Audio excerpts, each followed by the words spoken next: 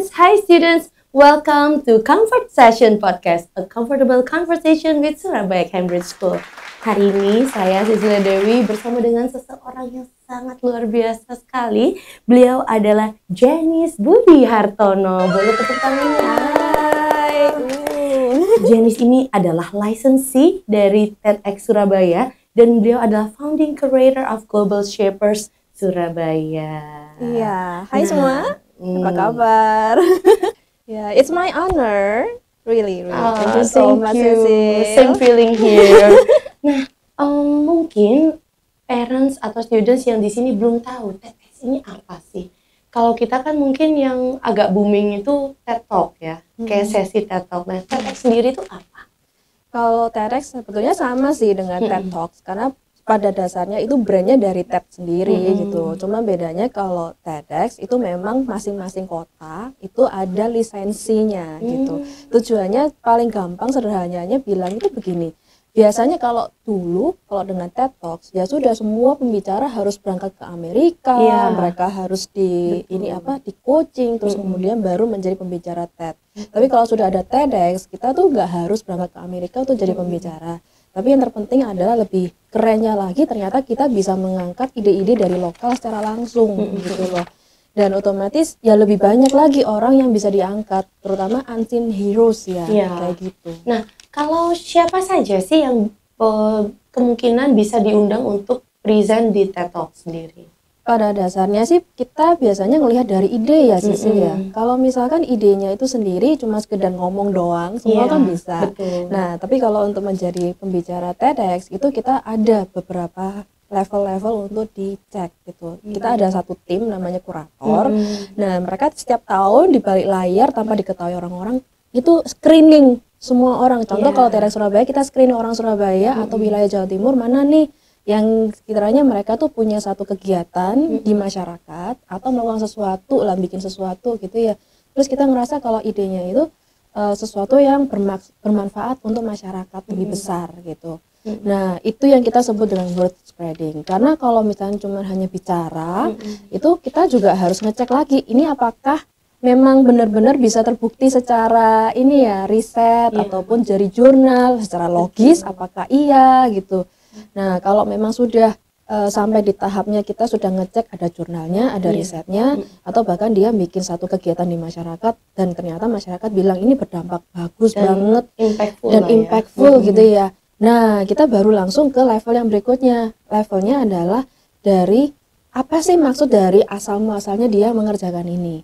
Tujuannya apa sih? Apakah cuma karena dia pengen dapat follower banyak, pengen viral? Nah, tapi adakah ternyata dia punya satu alasan yang lebih mendalam lagi kenapa kok dia sampai ngerjain itu, sampai guling-guling sampai kalau malam tengah malam masih melean gitu ya, tapi masih kerja gitu. Kenapa gitu? Apakah dia memang nggak mau ada work life balance gitu, tapi ternyata ada something yang dia jadi pergumulan hidup mungkin. Terus kita ngerasa oh ini ternyata hal yang penting dan ternyata di kotanya kita sendiri jarang ada orang yang mau gitu ya. Nah, terus kita coba angkat supaya lebih banyak lagi orang yang relate dan siapa tahu menambah lagi temen buat dia untuk kerja bareng, kolaborasi kayak gitu. Iya, betul. Nah, kalau dari TEDx sendiri menurut Janice, kenapa sih membagikan ide atau cerita itu begitu penting? Mungkin kenapa sih platform ini tuh ternyata kalau dulu kan mungkin nggak ada ya. Kenapa kalau di zaman sekarang nih platform seperti ini penting sekali? Oke. Sebetulnya paling gampang kelihatan sebetulnya kita bilang platform ini kan untuk spreading ideas. Jadi memang untuk dilihat sama orang-orang banyak ya. Nah, kenapa itu penting? Itu kembali lagi kepada masyarakat kita sendiri kayak gimana. Kalau Janice bilang di Surabaya relate banget dari segi tahun 2017 sebetulnya lisensi TEDx pernah hiatus. Jadi baik dari TEDx lisensi yang standar maupun TEDx lisensi yang universitas itu sama-sama tidak jalan. Nah, di 2017 itu juga 1 tahun aja sudah terasa banget kalau pembicara yang diangkat jadi pembicara orangnya itu lagi. Orang yang sama dengan yang tahun-tahun kemarin gitu loh. Oh, tahun lalu aku sudah dengar idenya dia nih. Lah, tahun ini kok ya ketemu lagi orang ini sama dan yang diomongin ya sama lagi gitu loh. Jadi kan bosen ya. Betul. Kayak kita sebagai masyarakat pun nggak terpancing untuk oh ternyata ada perkembangan baru kota Surabaya, oh aku jadi ini nih termotivasi nih mau kayak dia nih, aku melakukan sesuatu buat dia gitu, buat kotaku sendiri gitu. Atau wah ternyata ide kayak gini ini masih ini ya baru awal, kayaknya kalau dikembangin ke arah sini bisa juga nih.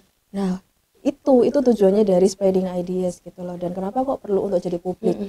Dan dari sisi yang lain itu ada juga dari peserta tuh bilang, ternyata aku merasa bahwa setelah dengerin pembicara TEDx aku nggak merasa sendirian. Apa yang pemikiranku selama ini aku nggak sendirian. Jadi relate lah ya. Jadi relate gitu loh. Dan nggak cuma itu, setelah dia merasakan oh aku relate, ternyata ada yang sudah dikerjakan oleh speakernya ini yang akhirnya menginspirasi dia juga untuk melakukan sesuatu untuk dirinya gitu, menjadi orang yang lebih baik, untuk melakukan sesuatu. Jadi nggak cuma disimpan sendiri ya, betul. Itu mikirin tengah malam jadi enggak overthinking ya, betul. Kayak gitu. Nah kalau orang-orang yang biasanya ikut di TED Talk, ya, maksudnya yang terpilih oleh para kurator tadi, itu apakah harus orang-orang hebat, misalnya remaja atau anak-anak, itu punya chance nggak sih untuk berpartisipasi dan memberikan pendapat mereka? Oke, ya ini menariknya juga dari TED ya, karena TED ini sendiri sebetulnya kepanjangan dari 3 hal yang utama, yaitu teknologi, entertainment, design. Nah, jadi bukan nama teddy bear ya. Wah, ini yang harus diedukasi. Saya juga baru tahu nih, saya baru tahu nih. Ya, jadi ada teknologi, entertainment, dan desain. Kalau teknologi udah pasti ya, itu inovasi gitu ya. Kalau entertainment itu berarti sesuatu yang berkaitan dengan kita happy, feeling kita menjadi lebih senang. Nggak cuma itu, ternyata relate banget dengan budaya, dengan seni gitu ya. Yang kita ngerasa bahwa kalau di kita sendiri mungkin ada beberapa teman di bidang dunia desain merasa aku nggak dihargai nih sama masyarakat, tapi di TEDx kita sangat-sangat menghargai sekali teman-teman yang mengerjakan seni, bahkan yang kontemporer ataupun yang paling nyentrik sekalipun, abstrak gitu ya. Kita pernah loh mengangkat teman-teman yang mural art, dari mural artis yang biasa di jalanan, jalan raya gitu, kita sempat angkat sebagai pembicara. Dan kita menemukan bahwa kenapa kok dia melakukan mural ini sendiri, ternyata ada sesuatu yang dia temukan di jalanan dan berkaitan dengan anak-anak gitu loh. Nah ini berkaitan dengan anak kan, jadi betul. Nah terus juga mengenai desain ini ternyata nggak cuma sekedar kalau kita ngomong desain interior atau mungkin desain arsitek atau apa, ternyata desain tentang diri kita sendiri pun sebagai manusia, otak, cara berpikir kita, point of view-nya kita itu juga desain gitu loh. Nah yang menarik itu aku inget banget bahwa ada beberapa pembicaranya dari TED Pusat itu masih kecil banget usianya, bahkan umur 5 tahun sudah jadi pembicara gitu. Sekitaran tahun 2023 kemarin ada satu pembicara itu dia masih usianya 5 tahun, aku lupa nama lengkapnya, tapi dia membicarakan mengenai engagement di dalam keluarga. Iya, yang main papinya main handphone terus. Iya betul. Itu kayaknya yang memperkenalkan, maksudnya kita jadi tahu TED Talk tuh kayaknya dari situ deh, dari anak kecil yang ngomong di depan forum kayak gitu loh. Hebat loh. Nah itu dia juga yang menjadi hal yang menarik gitu. Jadi memang dari TED merasa bahwa ini tidak menutup kemungkinan usia berapapun bisa jadi pembicara. Yang terpenting apa yang mau disampaikan gitu loh. Karena mungkin kenapa kok harus dari anak yang usia 5 tahun? Karena kalau yang ngomong orang tua usianya 30 tahun bicarain soal ini ya kita akan merasa itu teori. Iya itu udah biasa terjadi gitu kan. Nah kalau anak-anak umur 5 tahun aja sampai bisa ngomongin kayak gitu, udah langsung. Berarti kan itu through their heart banget gitu. Iya benar banget. Iya. Kalau kita lihat aktivis remaja yang sangat gigih menyuarakan pendapatnya seperti Greta Thunberg, dia kan bawakan climate change. Kemudian ada juga Malala Yousafzai itu tentang world peace. Nah, mereka itu kan masih remaja ya, yang tadi kita bilang, tapi mereka itu berani untuk bersuara, menyampaikan pendapat mereka. Tapi di Indonesia sendiri, di lingkungan di dekat kita, anak-anak seusia mereka tuh cenderung apatis, terus takut untuk menyuarakan pendapat mereka.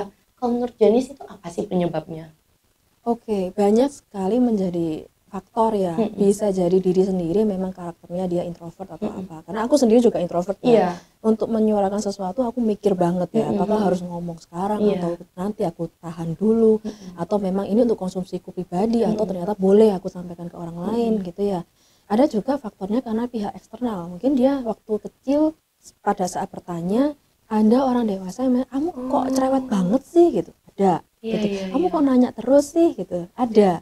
Jadi itu akhirnya membentuk karakter si anak. Akhirnya dia nggak berani untuk bicara gitu. Ada seperti itu. Ada juga karena kita nggak terbiasa untuk punya pemikiran bahwa untuk bicara itu memang harus dilatih. Karena jangan salah loh, pembicara dari TED dan TEDx, semua waktu dipilih menjadi pembicara, mereka nggak langsung naik ke atas panggung. Mereka harus belajar bagaimana untuk mendeliverikan talk dengan baik. Belajar bicara lagi dari awal, gitu loh. Belajar public speaking lagi gitu. Dan akhirnya aku setelah menjadi licensee dari TEDx Surabaya, aku merasa bahwa anak-anak pun juga perlu untuk dilatih public speaking dari awal.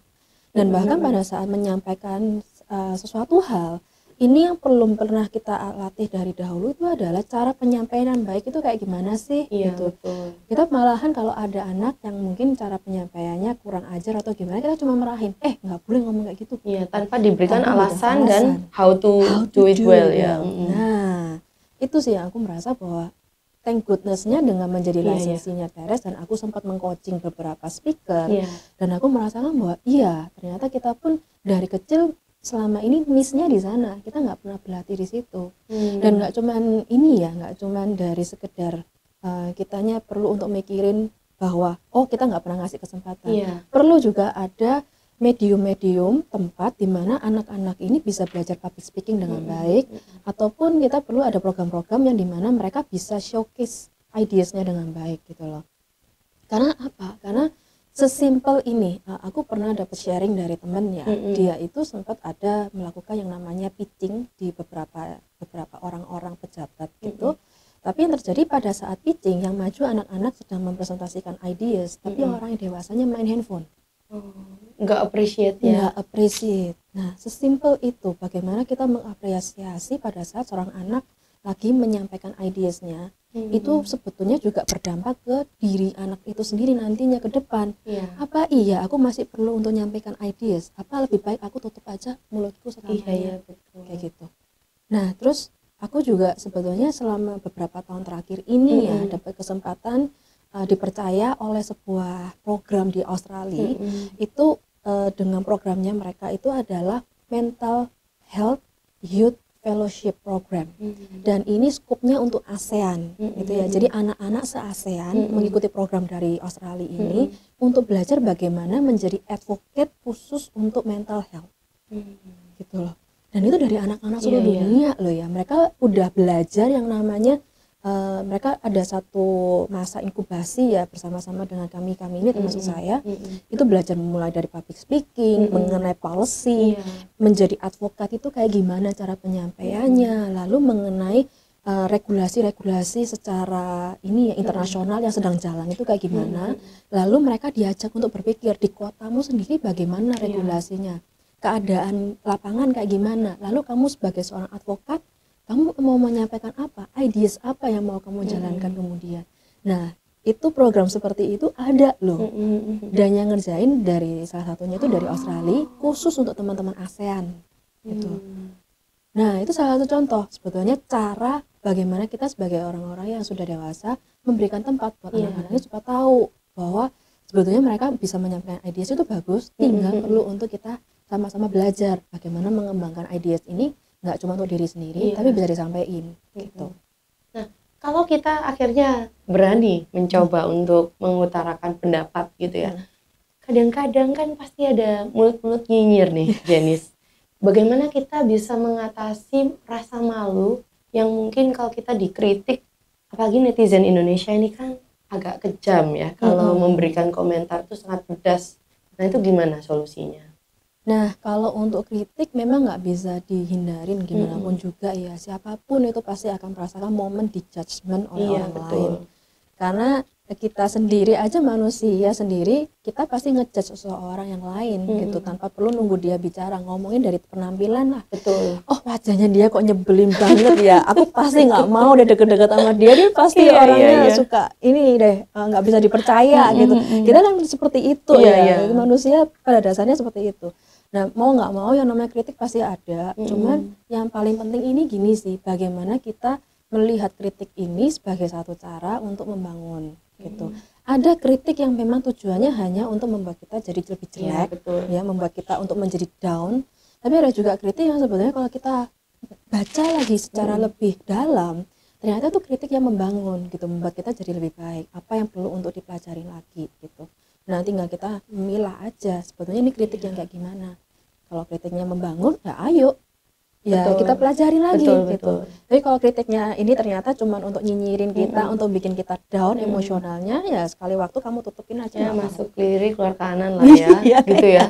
Jadi dari kita sendiri yang harus mengatur itu ya. Iya, kalau nggak gitu ya kita akan terus-terusan merasa, aduh aku depresi, aku Iya, down, betul, aku merasa betul. iya. Tapi kalau kita bisa menyingkapi, ya kita akan melihat, oh kritik ini adalah satu cara supaya aku bisa menilai dari cara melihat dari cara orang lain menilai saya gitu. Nah, kalau tipsnya cara menyusun sebuah ide atau pendapat supaya bisa diterima dengan baik, ideas word spreading kan kalau ala TEDx itu seperti apa? Apa yang harus kita susun awalnya? Oke. Paling gampang susun awal itu adalah misinya kita, kenapa kok kita punya ideas itu. Karena kalau nggak ada visi, nggak ada misi untuk alasan kenapa kok sampai ngerjain itu akan mirip dengan beberapa orang yang waktu kita temui ya. Kalau kita sesimpelnya nanya, kamu kenapa kok ngerjain ini? Jawabannya dia akan berkata, ya kamu cek aja di Google search di berita-berita yang sudah tampil. Jadi dia tidak berhasil untuk menyampaikannya. Padahal bagi kita sendiri kalau kita bisa dengerin secara langsung ya, dijabarkan gitu ya. Dijabarin. Nah, itu kita akhirnya jadi lebih ngerasain natural banget. Terus kita akhirnya lebih relate dengan maksudnya dia. Karena kalau misalnya kita hanya baca dari hasil artikel-artikel berita, ya sudah kita membaca dari sudut dari si pewawancaranya, bukan dari orangnya langsung gitu. Nah, harus dimulai dari belajar untuk cara mendelivery visi dan misinya kita dahulu. Why? Kenapa kamu sudah lahir di dunia jebrot gitu ya, dilahirin terus kamu ngerjain ini, so what gitu loh. Apa bedanya apa yang kamu kerjain ini dengan orang lain yang mengerjakan hal yang sama. Nah, apalagi hal yang sama, kita ngomongin paling gampang bikin sebagai influencer ya. Influencer itu di Indonesia ada berapa puluh, berapa ratus gitu, tapi apa yang bedain kamu gitu loh. Itu sesimpel itu gitu sih. Jadi kalau untuk framework khusus atau strukturnya sebenarnya nggak ada ya. Sebetulnya kalau dibilang framework paling gampang, nggak ada yang sampai pakem harus kayak seperti saklek ini. Gitu nggak ya? Nggak ada. Tapi kembali lagi kita sebagai orang yang mengerjakan ideas ini, kita harus tahu bagaimana kita memikirkan dari awal. Why we have to do this? Terus kita belajar cara untuk menyampaikannya. Aku seringkali bilang ke speaker dari TEDx itu adalah nggak apa-apa kamu komat kamit. Nggak apa-apa kamu ngomong. Aku sendiri aja sebagai licensee pada saat sebelum aku maju, bahkan hari ini podcast hari ini podcast. Karena aku ini introvert, nggak biasa untuk bicara panjang. Aku mau nggak mau di rumah, aku akan belajar untuk komat kamit ngomongin dulu apa yang mau aku sampaikan. Practice makes perfect ya. Yes, that's right. Dan itu bahkan kalau memang tujuannya untuk di panggung, itu adalah tanggung jawab yang sangat besar sekali. Gitu loh. Yang sekali kamu ngomong itu didengar sama ratusan orang. Kalau salah ngomong sekali aja atau apa yang kamu sampaikan nggak clear, orang nggak akan nangkep apa yang kamu maksud gitu loh.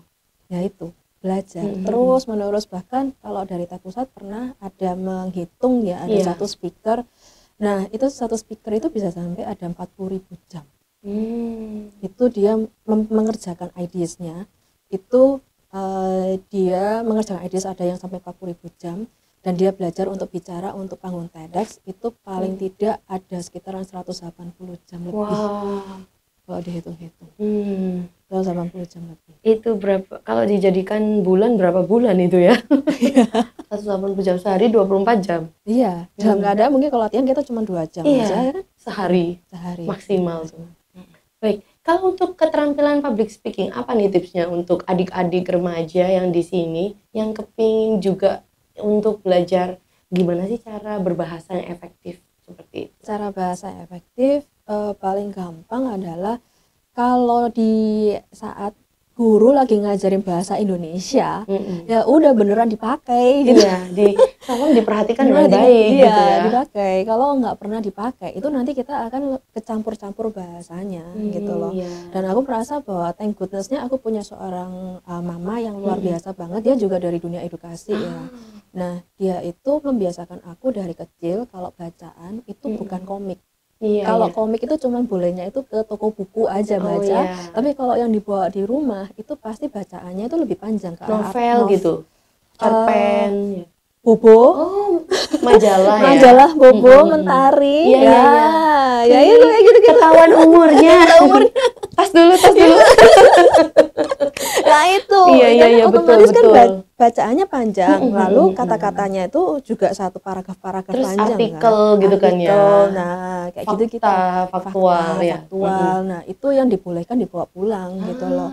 Jadi aku dari kecil udah terbiasanya kayak gitu. Jadi otomatis kalau untuk berbahasa secara ngomong ya, bicara gitu ya, sampai kecampur dengan bahasa logat daerah itu lebih kecil gitu. Masih lebih banyak dengan menggunakan bahasa Indonesia dengan baik. Dan otomatis terbantu juga pada saat nulis gitu. Waktu nulis pun terbantu. Karena kalau dari teman-teman seringkali bilang mereka nggak tahu cara meletakkan ini ya titik koma dari mana gitu ya. Tapi dengan cara bacaan yang sudah aku dapat dari rumah, yaitu dengan majalah-majalah yang golongannya paragraf dibanding komik ya. Nah otomatis aku tahu, oh cara naruh titik koma ada di sini, terus kemudian pemenggalan kalimat kayak gini biar nggak terlalu panjang. Karena sudah terbiasa. Betul. Nah kalau kan Jenny sebagai licensee dari TEDx, pembicara-pembicara seperti apa sih yang bikin orang itu interest untuk mendengarkan terus-menerus dari awal sampai akhir? Kan kadang ada nih kayak misalnya dosen kita dulu ya, kan agak boring gitu ya. Aduh, kapan nih selesai di kuliah? Tapi apa yang membuat seseorang itu sangat enak untuk orang tuh kepingin untuk mendengarkan terus seperti itu? Apakah ada tips-tips tertentu atau pembicara seperti apa yang biasanya favoritnya orang-orang? Favorit ya. Sebenarnya kalau aku bilang sih lebih mengarah dari speaker yang prepare ya, well prepare ya. Dan well prepare ini dia mau untuk terima kritik. Kembali lagi kita harus mau terima kritik karena kritik itu untuk membantu kita untuk lebih baik kan. Nah, terus aku juga ngerasa bahwa para peserta itu waktu dia menyampaikan beberapa masukan-masukan dan tahu bahwa speaker mana yang memang TEDx banget, mana yang enggak gitu. Itu bisa dilihat dari mereka itu pada saat 18 menit sampai 21 menit dengerin, itu sudah dalam keadaan apakah mereka paham apa yang dibicarakan. Jadi kalau dari aku, biasanya kita, yaitu kembali lagi di rumah harus latihan. Bahkan untuk bicara 3 menit aja, kita harus menulis dahulu. Kalau sudah ditulis coba dibaca. Baca ini apakah gitu. Kalau sudah coba diintonasikan, diintonasiin, terus coba juga dari mimiknya kita itu harus dicek gitu. Saya kalau misalkan kalau nggak dilatih ya kok dari awal sampai akhir dia wajahnya tegang gitu kan ya. Iya betul. Siapa yang mau lihat? Iya betul. Tidak menarik. Nggak menarik ya. Nah jadi kita pun harus kadang-kadang kalau aku bilang ke speaker nggak apa-apa komikal sekali-sekali waktu latihan komikal nggak apa-apa gitu loh. Supaya tujuannya kita tahu, oh ternyata kalau aku gerak kayak gini masih kalau gerak kayak gitu mimikku juga akhirnya terbantu. Nah daripada cuman berdiri gitu kayak dosen kalau lagi ngajar di kelas itu kan kita nggak ada latihannya ya udah kita straight face karena fokus untuk memberikan materi gitu berjam-jam gitu. Belum lagi aku belum periksain soal, bikin soal, periksa ini tesnya gitu. Kalau ketika belajar public speaking pasti kan ada gagal ya. Gimana caranya kita overcome kegagalan itu, kayak kita bangkit lagi? What to do? Aku pernah sih sebetulnya ngalami kayak gitu.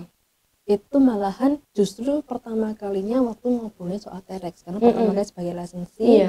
Bukan licensee malahan, itu masa waktu pertama kali sebagai volunteer. Karena sebelum sebagai licensee aku berawal jadi volunteer di TEDx lain, TEDx Tugu Pahlawan. Nah terus satu dan lain hal licensee-nya nggak bisa on stage gitu loh, terus aku yang gantiin.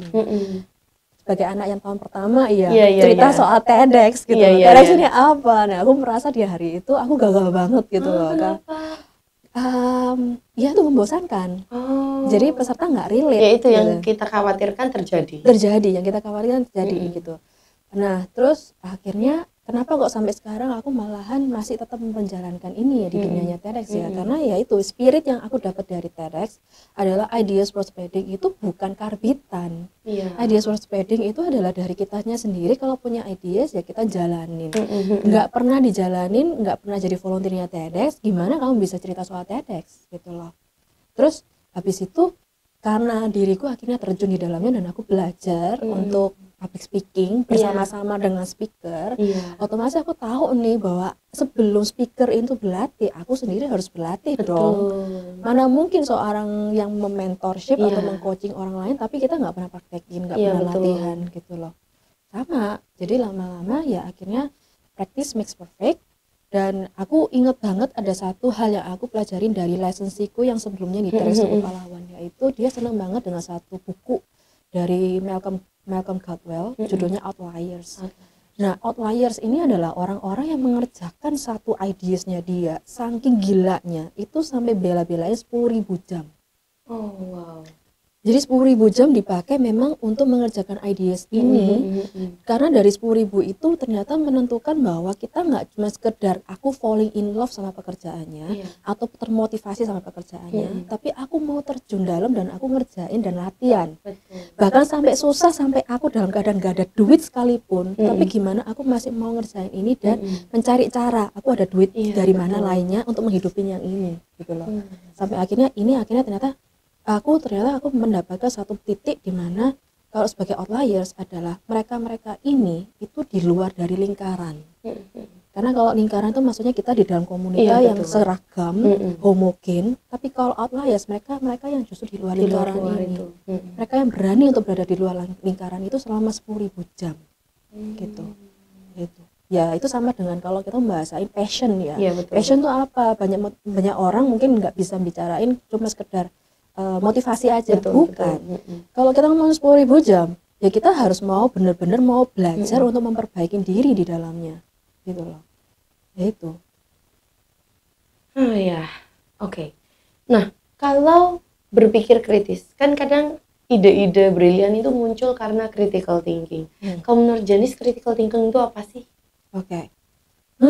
Critical thinking itu paling gampangannya itu adalah kita gimana menggunakan apa yang kita pelajarin dari kecil, ya, mulai dari belajar mengenai norma-norma, mengenai berpikir logis, mengenai budaya, mengenai ini, mengenai itu, terus akhirnya terkumpul jadi satu, terus ditambah dengan apa yang ada di sekitaran kita saat ini, terus akhirnya kita mulai pikir, oh ini mana ya yang sebetulnya make sense, mana yang sebetulnya nggak make sense, gitu loh. Kalau aku bilang itu cara untuk membantu kita untuk decision making ya, untuk mengambil keputusan apa yang mau kita percaya, apa yang mau kita lakukan, gitu. Aku ingat banget satu kali critical thinking ini nggak pernah aku pakai gitu ya. Jadi akhirnya ada satu teman bilang, kayaknya nggak make sense yang kamu sampaikan ya, idemu ini, caramu ini karena nggak make sense. Yakin mau mbok kerjano, ini ambi rasanya kamu ya. ambisius cuma karena ambisius. Nah itu paling gampang karena berpikir kritisnya tidak digunakan saat itu. Dan akhirnya kita tidak memikirkan risiko, nggak mikirin risiko. Nah itu salah satu hal yang sebetulnya terbentuk dari saat kita sejak kecil, cara-cara yang diajarkan orang tua, diajarin sama guru, masuk ke dalam kita, terus lambat laun membantu kita mikirin itu semua lengkap. Nah itulah critical thinking gitu. Nah, kenapa sih remaja sekarang tuh perlu sekali berpikir kritis? Apalagi kita kan sekarang lagi di era banyak misinformasi seperti itu. Nah, kalau menurut Janice seperti apa? Oke. Penting sih kalau misalkan aku katakan kenapa kok eranya sekarang banyak misinformasi, karena kembali lagi seperti aku bilang, ada teman yang sampai bilang, kamu yakin kamu mau ngerjain ini, apa jangan-jangan ambisius kamu. Itu berarti kan istilahnya ini hanya pemikiran aku pribadi, tapi aku nggak mikirin orang lain, aku nggak mikirin risiko yang aku dapat selanjutnya gitu ya. Nah jadi kalau buat kita yang selama ini membuka sosial media, kelihatan banyak konten ini ya, banyak ya, mau konten yang dari influencer, konten kreator, terus juga mau dari komunitas A, komunitas B, terus mulai dari berita A, berita B, dari media ini, media itu.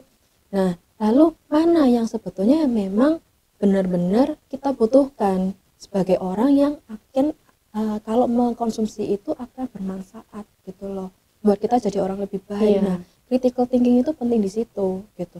Jangan-jangan ini hoax, jangan-jangan ini malah membuat aku menjadi orang yang egois, jangan-jangan ini sebetulnya hanya terjadi di case khusus aja, di special case. Jadi tidak boleh digeneralisasi ya? Nggak bisa digeneralisasi gitu loh. Atau jangan-jangan ini orangnya ini menyampaikan ini, dia mengkritik orang lain itu karena mereka nggak saling kenal. Iya. Jadi nggak tahu asal muasalnya kenapa kok si orang yang lain ini punya pemikiran A, B, C, terus dia tiba-tiba aja mengkritik gitu. Ada gitu loh. Jadi bahkan dengan critical thinking itu membantu kita untuk jauh lebih questioning. Iya. Sering bertanya gitu. Aku ada teman-teman magang ya, anak-anak magang di kantor. Terus terang aku merasakan banget bahwa kita ini lambat laun semakin dewasa, semakin jarang bertanya. Iya, betul. Gitu loh. Justru akhirnya aku ngajak sih kalau di kantor, karena ini adalah kantor yang mengarah ke ideas juga ya. Betul. Jadi aku ngajak teman-teman, ayo nanya. Bahkan kalaupun kakak kelas kamu sudah banyak questioning dan answer yang sudah didokumentasikan, kamu sendiri harus punya pertanyaan. Kalau sampai kamu nggak ngasih aku pertanyaan, kamu langsung pasti aku ajak ya one on one, ayo tanya sekarang. Tanya. Apakah itu salah satu cara untuk melatih berpikir kritis ya? Bisa. Meminta mereka untuk bertanya. Itu satu langkah pertama ya, bertanya. Terus yang kedua adalah kita menerima jawaban. Karena kalau ada pertanyaan tapi nggak ada jawaban kan berarti itu kayak kita ketok pintu tapi nggak ada yang bukain. Betul. Nah, berarti dengan ada jawaban berarti ada yang bukain pintu nih. Terus selanjutnya kemudian setelah kita terima jawaban, what's next? Kita perlu analis. Kita perlu menganalisa apakah kita akan masuk ke dalam pintu itu, ke dalam ruangan itu, atau kita tetap di luar, pergi. Nah, kita harus analisa. Jadi semakin banyak kita bertanya, semakin kita dapat jawabannya kan banyak. Nah, di dalam analisa kita juga ngecek kredibilitas dari sumbernya, terus juga kita ngecek hasil-hasilnya apakah ini memang oke, atau jangan-jangan malah merugikan aku, atau malah jangan-jangan malah membuat aku bukan menjadi orang yang lebih baik. Atau sebetulnya baik, cuman aku harus keluar dari comfort zone-ku. Analisa-analisa ini yang perlu dimunculin. Ya itu sebenarnya judgement ya, kita menjudgement dulu gitu. Akhirnya ya setelah dari sana, kita akhirnya mengambil yang namanya assumptions dulu di awal. Tapi bedanya, assumptions ini bukan karena aku berpikir pribadi, tapi ada reasoningnya, ada alasannya gitu loh. Yaitu proses critical thinking. Dari assumptions itu sudah punya reasoning yang sangat kuat, baru kita akhirnya mengambil keputusan. Oke, aku mau deh ngambil kepercayaan ini, aku mau ngambil point of view yang ini, aku percaya dengan apa yang disampaikan sama temanku, atau aku merasa bahwa ini perlu aku involve juga di kegiatannya ini, aku mau taking actions di sini. Nah, itu kita mengambil keputusan di situ, decision making ada di sana. Terus nggak cuma di situ aja, kita perlu untuk mengingat lagi. Setelah kita melakukannya, kita perlu untuk mengingat why in the beginning we do these all things. Karena suatu saat kalau itu kembali lagi ada case lain, berhadapan dengan case yang lain, keadaan yang lain kurang lebih hampir mirip, kita perlu ngecek lagi apa kita melakukan hal yang sama. Decision makingnya akan perlu sama atau beda. Nah, itu. Nah, kalau tadi kan udah di-spill sedikit nih, cara untuk menimbulkan atau memunculkan critical thinking. Nah, khususnya nih, untuk anak-anak Gen Z dan Gen Alpha, gimana sih cara mereka untuk melatih cara berpikir kritis mereka? Apakah ada metode-metode selain yang tadi assumption dan reasoning? Paling gampang kalau aku bilang lihat kita mencontoh dari cara orang tua atau dari guru kita ya. Kalau menemukan guru-guru yang tipenya dia masih mau ngasih tahu ya, ngasih jawaban, ngasih reasoning ya, atau orang tua yang masih mau ngasih reasoning kenapa kok dia punya pengajaran seperti ini. Nah, itu lebih baik lagi. Kita akhirnya tidak hanya menerima secara mentah-mentah, tapi kita belajar mengenal pola pikirnya mereka. Karena orang yang lebih dewasa itu mereka kan sudah punya pengalaman lebih dahulu tuh. Nah, pasti ada alasannya tuh kenapa aku melakukan hal itu gitu loh. Yang aku ngerasa paling gampang ya, kalau ada teman ngajak nge-vape, kamu mau nggak? Ngerokok. Kamu mau nggak? Nah, kenapa kamu nggak mau? Takut ini alasan kesehatan kalau aku. Asumsiku adalah ya kan Iya, kesehatan. kesehatan. Nah, kok tahu kesehatan? Kan asumsi pribadi. Iya, karena ada nikotin dan itu ya kan Kok ya. tahu soal nikotin? Belajar Google gitu ya. Nah kan, Iya betul. Itu berpikir kritisnya jalan. Jalan gitu loh. Kadang kita nggak punya temen yang model kayak gini ya. Iya, Dia betul. nawarin terus kalau kita nolak terus dia nanya balik gitu. Kenapa? Iya, Kenapa? betul. Gitu. Tapi kebanyakan kalau kita yang nolak mereka cuman kamu nggak asik. Iya. Iya kan? Iya benar. Justru itu. Nah, akhirnya kita justru dengan kita punya temen yang ke arah bertanya, sebetulnya kita mulai bisa membantu kita mikir lagi. Kita critical thinkingnya apakah udah oke nggak sih? Atau jangan-jangan kita cuman kepo aja gitu loh. Apa sih bedanya kepo sama critical thinking? Kalau kepo itu cuma penasaran, terus setelah kita jelasin mereka cuman ya udah terima aja gitu ya. Gitu loh. Tapi kalau critical thinking ada yang menarik. Kalau dari critical thinking dia akan mulai mikir lagi. Iya ya.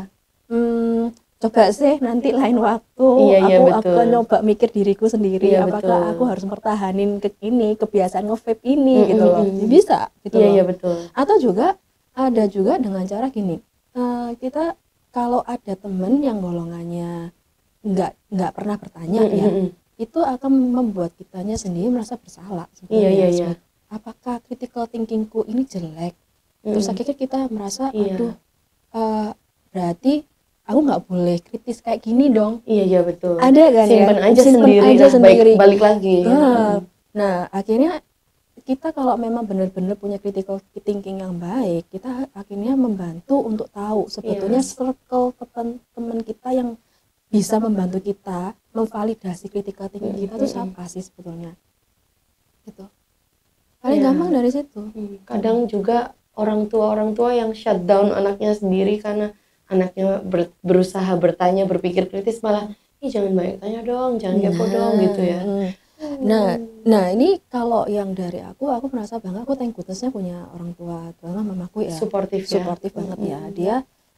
Dia menjelaskan, dan kalau aku lagi banyak bertanya, dia mengatakan kayak gini, oke, kamu sudah dapat jawabannya, and then please, kalau sudah dapat jawabannya, coba dipikirin lagi.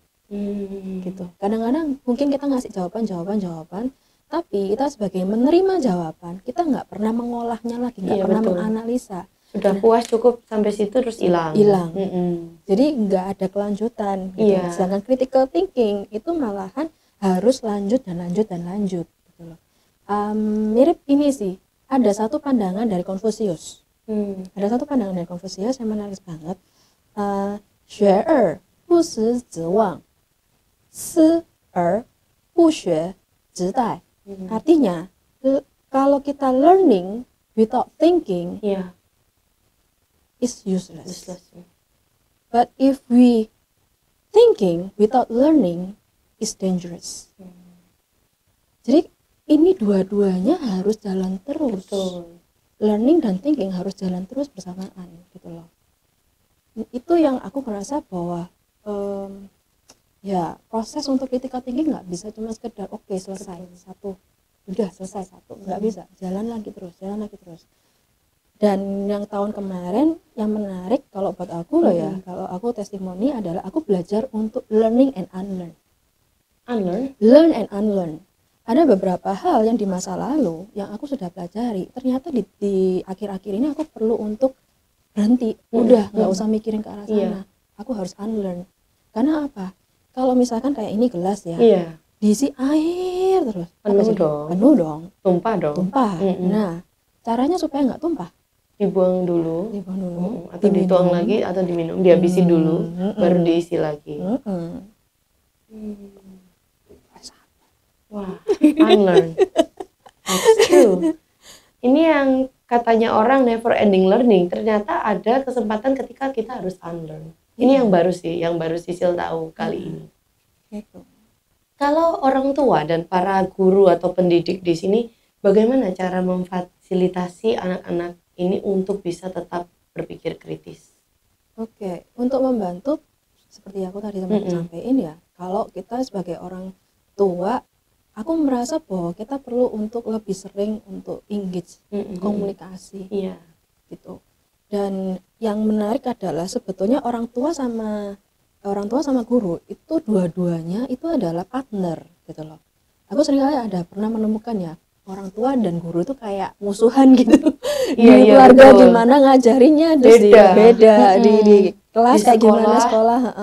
Nah, tapi yang menarik itu kalau ternyata kita bisa menjadi orang tua dan guru yang sebagai partner gitu loh. Bagaimana untuk supaya anak-anak ini tumbuh kembangnya itu baik gitu. Aku thank goodness-nya aku punya satu murid ya, orang tuanya keren banget.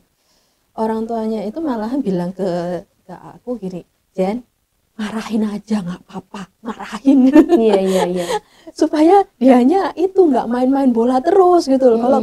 Kalau kamu nggak marahin, nggak kamu tegesin, dia Nggak nggak berhenti akan, ya? nggak akan berhenti. Les-les itu akan, iya dia cuma main doang seharian gitu loh. Marahin nggak apa-apa, tegesin gitu. Gitu. Padahal kadang-kadang kita kan khawatir ya bahwa kalau kita tegesin si anaknya kalau nangis gimana gitu ya, Terus trauma. terus trauma, aku nggak mau sama guru ini Iya betul. gitu ya. Tapi kalau bisa ada orang tua yang tahu gimana untuk bisa partnership dengan gurunya, best banget gitu loh. Dan ya sama, bahwa pengajaran untuk anak-anak ada di dua tempat, ya, keluarga dan sekolah, gitu loh. Jadi harus selaras lah ya. Selaras.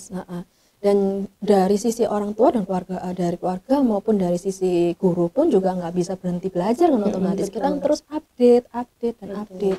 Ya critical thinkingnya akhirnya juga harus terus jalan gitu. Nah, kalau sekarang kita melihat anak-anak yang mungkin punya pertanyaan, kadang langsung Google aja langsung jeret gitu ya, jawabannya langsung ada gitu. Nah, bagaimana cara mengatasi anak-anak Gen Alpha dan Gen Z ini, dan sebenarnya kita semua juga yang sudah berusia dan sudah tua-tua ini, cara memanfaatkan teknologi tapi masih tetap berpikir kritis. Bagaimana tipsnya dari Janice? Aku malahan bukan pakai Google Search lagi, ChatGPT. Apa itu? ChatGPT itu platformnya AI. Kita tinggal ngetik semua jawaban ada betul. gitu. Nah, itu yang aku malahan merasa gini, aku thank goodness-nya dengan join di TEDx ya. Sebenarnya dari TED Pusat pun juga sudah punya guideline bahwa ideas mana yang perlu diangkat gitu, bahwa kita sebagai kurator, kita sebagai licensee, kita harus ngecek semua gitu loh. Ideas yang masuk harus dicek. Berarti teman-teman pun juga harus ngecek. Ngeceknya dari mana? Ngeceknya dari riset. Logis enggak? Common sense enggak? Gitu loh. Kalau itu adalah sesuatu yang sudah menjadi sesuatu yang istilahnya sudah ada di internet banyak ini ya, kita harus nyari. Ini risetnya dari profesor mana gitu. Jurnalnya apa? Harus melek dulu. Aduh, harus baca buku. Ya memang harus baca buku. Malahan kalau ada buku itu lebih baik gitu loh, karena pegangan yang sampai sekarang yang bisa kita percaya itu adalah buku. Karena untuk mempublish sebuah buku itu kan harus melalui publisher. Terus semua itu melalui proses yang namanya editing, ada editornya. Berarti ada yang ngecek. Jadi nggak cuma penulisnya aja yang nulis, tapi ada orang lain yang ngecekin gitu loh. Sama gitu. Jadi istilahnya adalah ada orang tertentu yang membantu kita untuk mengecek apakah ideas ini ataupun pandangan ini yang ada di Google ataupun di ChatGPT apakah masuk akal gitu, apakah benar gitu. Itu kayak gitu. Jadi di TEDx pun juga akhirnya kita berfungsi sebagai yang mengecek dahulu sebelum sampai di masyarakat bahwa ideas ini memang sebuah ideas yang worth spreading, bukan logical fallacy. Jadi logical fallacy itu adalah kalau dicek secara logis, nggak logis, nggak betul gitu loh. Atau bahkan ini bukan cuman sekedar ini bagus untuk didengar gitu ya, motivasi orang gitu, bukan, tapi ada sesuatu yang baru gitu loh. Nah, itu fungsinya dari organizernya TEDx gitu. Nah, boleh nih sambil kita hampir menutup sesi ini yang seru banget ya, terutama karena ternyata sekarang untuk berbicara di depan publik itu kita harus memperhatikan tidak hanya bicara aja apa yang ada di isi pikiran kita, tapi juga harus ideas word spreading, dan juga ternyata critical thinking itu harus continuously. Nah, boleh tipsnya dari Janice untuk adik-adik di luar sana, murid-murid dan parents mungkin yang ingin lebih lagi untuk menjadi public speaker yang baik, untuk menyampaikan ide mereka. Silakan. Oke. Ya, buat parents dan teman-teman semuanya, kalau memang ingin banget ya punya ideas untuk bisa di-sharingkan, dimulai dengan lakukan aja ideasnya itu dulu.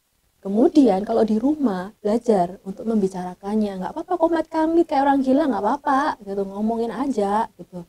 Intinya adalah dimulai dulu. Kalau misalkan kamu bicara dengan diri sendiri aja kalau nggak pede, kapan kamu bisa pede dengan orang lain gitu ya. Nah terus kemudian kalau kalian ingin tahu apakah kata-kataku mudah untuk dipahami, ya ajaklah orang tua, pembantu gitu ya, atau kakak adik, dengerin dulu idenya kalian. Mereka paham nggak? Kalau idemu aneh gitu, aku nggak paham, ya udah pelajari lagi, susun lagi kata-katanya kayak gitu. Terus kalau memang sudah dalam keadaan dari teman-teman, oke, ini orang-orang paham maksudku. Coba kalau misalkan kalau mau untuk misalkan menominate diri sendiri ataupun ada teman punya ideas mau dinominasiin, bisa ke terexsurabaya.com. Di situ kita juga ada platform untuk teman-teman untuk maju dan juga memberikan ideasnya kepada kita. Nanti kami akan kurasi kayak gitu. Nah kayak gitu sih. Oke. Terima kasih Janice. Luar biasa, karena ternyata untuk menjadi seorang speaker yang baik itu berpikir kritisnya juga harus tetap jalan. Ya. Oke. Thank you so much for your time. Thank you so much, Cecil. Sukses selalu Janice untuk semuanya, untuk TEDx-nya dan juga untuk fellowship-nya. Semoga semuanya selalu baik dan jadi berkat untuk sesama pastinya. Amin, amin. Alright, parents and students, thank you so much for your time. Well, jangan lupa untuk subscribe channel YouTube Surabaya Cambridge School dan juga like dan tonton video kami yang lain ya. Bye, see you next time.